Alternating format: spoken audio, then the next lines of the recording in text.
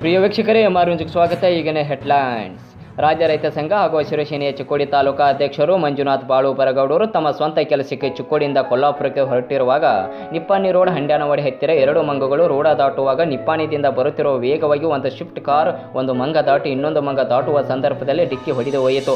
ಅದೇ ಸಮಯದಲ್ಲಿ ಹೊರಟ ಚಿಕ್ಕೋಡಿ ತಾಲೂಕಾ ಅಧ್ಯಕ್ಷರು ಮಂಜುನಾಥ್ ಬಾಳು ಬರಗೌಡರು ಕಾರು ನಿಲ್ಲಿಸಿ ನೋಡಿದರು. ಸ್ಥಳದಲ್ಲಿ ಕೋತಿಮರಿ ಮೃತಪಟ್ಟಿತ್ತು. ಅದನ್ನು ಸ್ಥಳದಲ್ಲಿ ಇದ್ದ ರೈತರಿಗೆ ಶವ ಸಂಸ್ಕಾರ ಮಾಡಿ ಎಂದು ಹೇಳಿ ಸಾವು ಬದುಕಿನ ಮಧ್ಯೆ ಹೋರಾಡುತ್ತಿರುವ ಹೆಣ್ಣು ಕೋತಿಯನ್ನು ಜೀವ ಉಳಿಸಲು ಚಿಕ್ಕೋಡಿಯ ಪಶು ಆಸ್ಪತ್ರೆಗೆ ಕರೆದುಕೊಂಡು ಹೋಗಿ ಚಿಕಿತ್ಸೆ ಕೊಡುವ ಸೆಕೆಂಡುಗಳಲ್ಲಿ ಕೋತಿಯು ತನ್ನ ಕೊನೆಯ ಉಸಿರು ಬಿಟ್ಟಿತ್ತು. ತಾಲೂಕಾ ಅಧ್ಯಕ್ಷರು ಮಂಜುನಾಥ್ ಬಾಳು ಬರಗೌಡರು ಬೇಜಾರಾದರು. ನಂತರ ಪುರಸಭೆ ವಿಷಯ ತಿಳಿಸಿ ತಮ್ಮ ಕೆಲಸಕ್ಕೆ ತಿರುಗಿದರು. ನಿಜಕ್ಕೂ ಎಲ್ಲ ಟೈಮಲ್ಲೂ ಸೇವೆ ಸಲ್ಲಿಸುವ ನಿಜವಾದ ಜನ ಸೇವಕನಾಗಿ ಕಾರ್ಯ ಸಲ್ಲಿಸುತ್ತಿದ್ದಾರೆ. ಕೋತಿಯನ್ನು ರಕ್ಷಿಸುವ ಸಂದರ್ಭದಲ್ಲಿ ಕಾರು ಚಾಲಕ ರಾಹುಲ್ ಪಾಟೀಲ್, ಅಭಿಷೇಕ್ ಕಡಿಕರ್, ಅಜಿತ್ ವಾಗಾಯಿ ಕೈ ಜೋಡಿಸಿದರು. ಇದ್ದಟ್ಟು ಸುದ್ದಿ ಹಿಡಿದು ಶಾನೂರ್, ಇನ್ನೊಟ್ಟು ಸುದ್ದಿಗಾಗಿ ನೋಡ್ತಾರೆ MR ರಿಚ್. ನಾವು ನಡೆದೈತೆ ನೋಡಿ ಅವರು.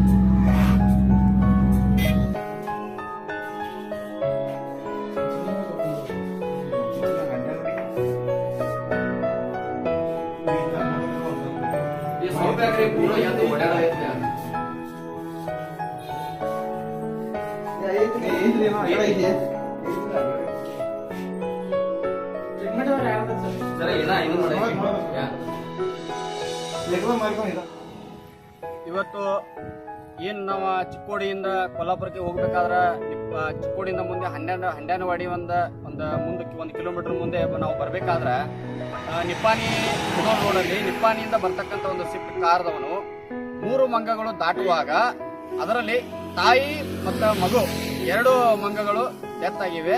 ಅದರಲ್ಲಿ ತಾಯಿಯನ್ನ ನಾವು ಬದುಕಿಸಲಿಕ್ಕೆ ನಮ್ಮ ಚಿಕ್ಕೋಡಿಯ ಪಶು ವೈದ್ಯಾಧಿಕಾರಿಗಳಿಗೆ ಮಾತನಾಡಿ ಅದನ್ನು ನಮ್ಮ ಕಾರಲ್ಲಿ ತಗೊಂಡು ಹೋಗಿ ಅದನ್ನು ಟ್ರೀಟ್ಮೆಂಟ್ಗಾಗಿ ನಾವು ಒಂದು ಕೊಟ್ಟಿವಿ.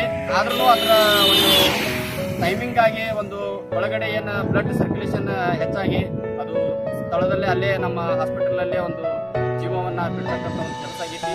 ದಯವಿಟ್ಟು ಯಾರೇ ವಾಹನದವರಾಗಲಿ ಒಂದು ಪ್ರಾಣಿಗಳಾಗಲಿ ಯಾರೇ ಒಂದು ದಾಟುವಾಗ ಸ್ವಲ್ಪ ಎಚ್ಚರದಿಂದ ಗಾಡಿಯನ್ನು ಓಡಿಸಿ ಅಂತಂದ ಹೇಳಕ್ ಒಂದು ಇಷ್ಟಪಡ್ತೀನಿ ಮಾಧ್ಯಮ ಮುಖಾಂತರ. ಜೈ ಶ್ರೀರಾಮ್.